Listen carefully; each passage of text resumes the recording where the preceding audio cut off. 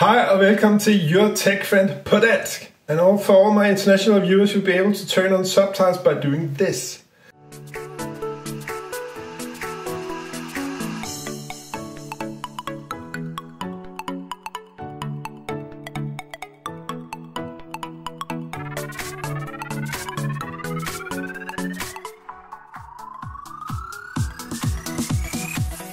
Og i dag skal vi unboxe en effing iPhone SE 2020. Og med mig i studiet har jeg dens kommende ejer, Caroline. Og Caroline, har du glædet dig til at få en ny telefon? Det har jeg rigtig meget. Okay. I kan se videoer med mig og Caro heroppe for en tidligere video, vi har lavet på engelsk altid. Men i dag er det på dansk, og det er du glad for, godt, Caro? Jo, rigtig meget.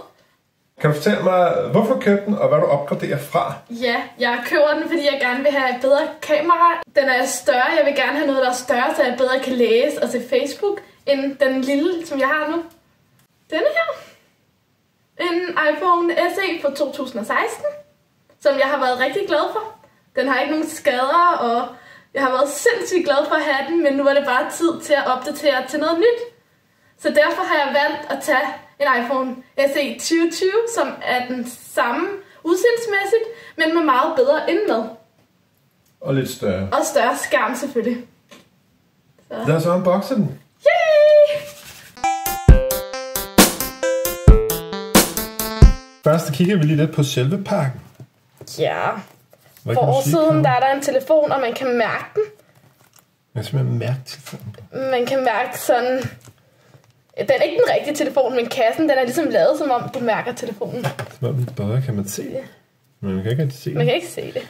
Nå, hvad står der? Så iPhone på den ene side? Der står iPhone, men der står ikke noget om, hvilken iPhone det er. Der er bare iPhone. Og nede i toppen, der er der et iPhone-mærke.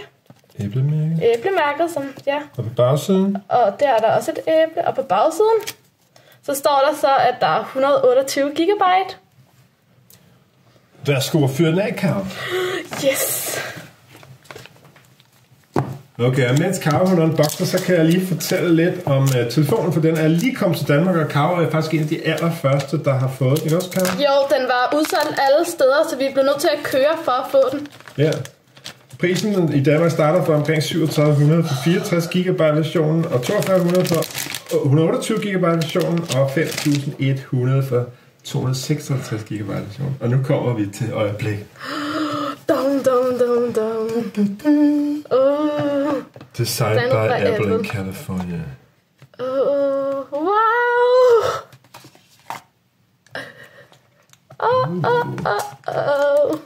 Så er der sådan en folie på. Du kan prøve at tage folien af meget stille og roligt, så kameraet kan se det godt. Og det er glas bagpå. Ej, det går den helt vejen rundt? Den går helt vejen rundt. Så langsomt. Ui. Wow. Nå, jeg kan fortælle lidt om, at den er vandtæt ned til 1 meter, og den kommer med iOS 13, og den har Apples nyeste Bionic A13 chip i sig, og det er det samme, som der er i iPhone 11, så den er faktisk lige så hurtig som en iPhone 11.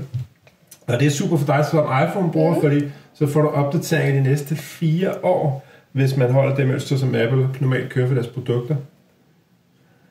Hvor glad er du, Karen? Jeg er rigtig glad. Den er rigtig flot. Nå, den kommer også med et 12 megapixel bagsidekamera. Med en blændestørrelse på 1,8, og så har den et selfie-kamera på 7 megapixel med en blændestørrelse på 2,2.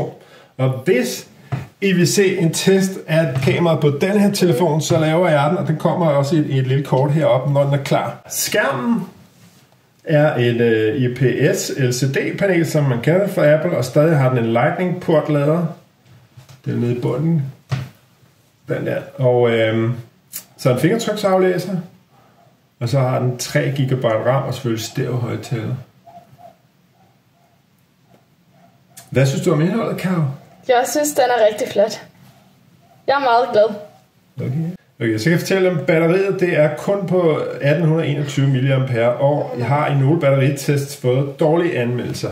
Men hvis I klikker på linket heroppe, så vil I kunne se en anmeldelse, som jeg har fundet, hvor at man tester den i en fuldstændig normal brug, hvor man blandt andet har kørt 5 timers YouTube, 2 timers internetsurfing, og der var også noget GPS og sådan noget. Så hvis du bruger den helt almindelig brug, så er den her langt bedre med sit batteri, end kritikerne skriver.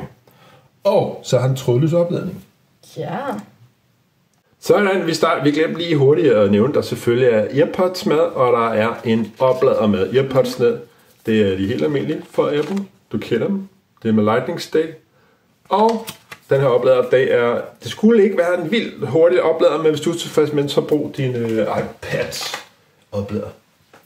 Du kom fra din gamle iPhone SE. Hvad synes du om den nye? Jeg synes, den er rigtig flot, fordi det er glas. Og så er den også så stor. Skal vi ikke lige have tændt for den, eller hvad? Jo. Så. Sådan der. Nu kommer den. Tænder den. Dum. Er æblet der. Ser vi, om den er langsom eller hurtig til at tænde. Og mens du lige har den der, Kav, så kan vi snakke lidt om størrelsen på den. Prøv at holde lidt op. Mm. For det er nemlig sådan, at den nye iPhone SE, den er lige nøjagtigt lige så stor som denne her. Og det er en iPhone 6. Og den er også lige så stor som en iPhone 6S. Og den er lige så stor som en iPhone 7 og 8. Så hvis du har en af de iPhones, så kan du faktisk sågar bruge dit gamle cover for den og sætte på den her nye. Fuldstændig samme størrelse. Der er en ting, der lige er gået op for mig. Den her, den har en knap på siden. Den gamle, den havde den i toppen. Den her. Nå, den havde den i toppen. Og den her har det i siden. Lige der. Og hvor har den nye? Nu har den det i siden. Her. Hvor mine fingre rammer. Perfekt. Det blev jeg faktisk lidt overrasket over. Faktisk. Det skal jeg da vende mig til. Det er en kæmpe udfordring, Brian. Du har set en Your Tech Friend unboxing, og hvis du vil se endnu flere unboxing reviews og TikToks som denne her, så subscribe på min kanal. Tryk like. Og skriv en kommentar. Ja. Yay! Stik for helvede.